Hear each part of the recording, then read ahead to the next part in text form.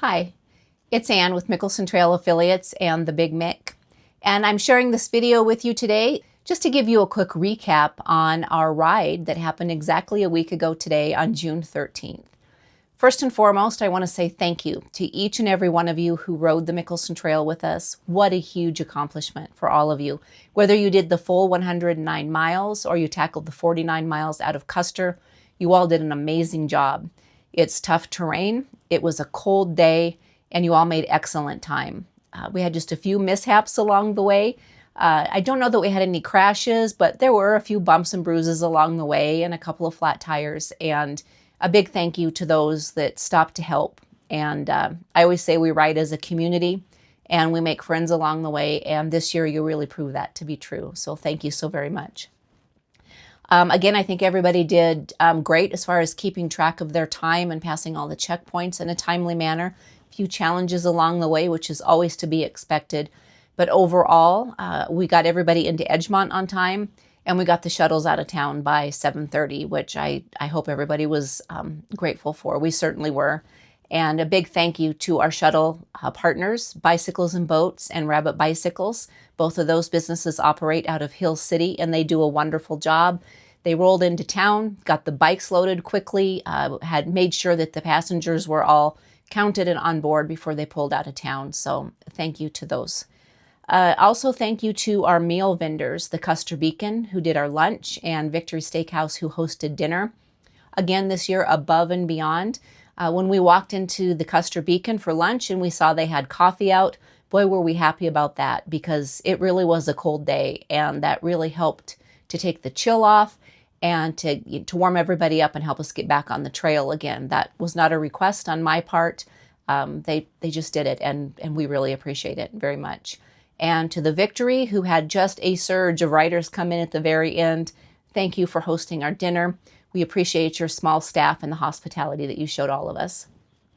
We had an incredible team of volunteers this year, and without our volunteers, there is no Big Mick. So thank you to the Amateur Radio Club, the ham radio operators out of Hot Springs, who stationed at the trailheads and helped us with communication. Our trail sweeps this year out of Deadwood were Megan, Casey, Derek, and Mark. Thank you for tackling that.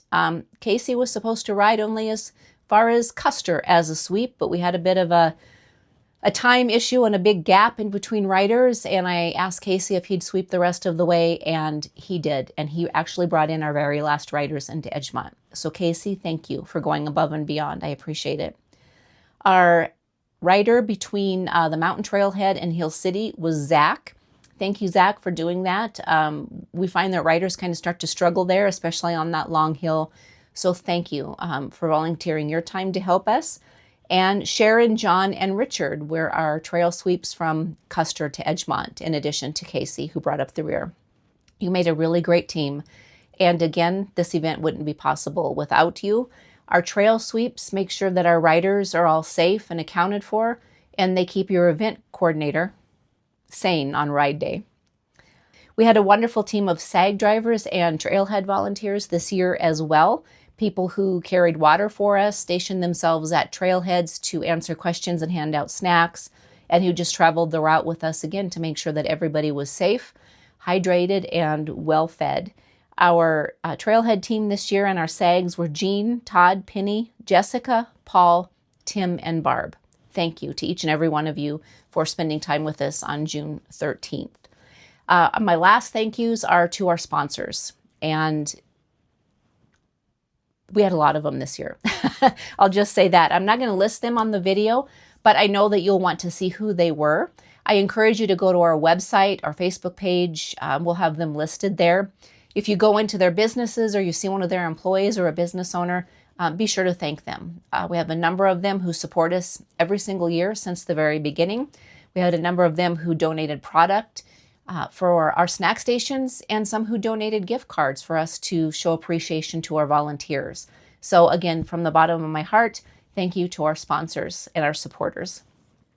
The last thing I would like to say, and that I would encourage each of you to do, is to share your story.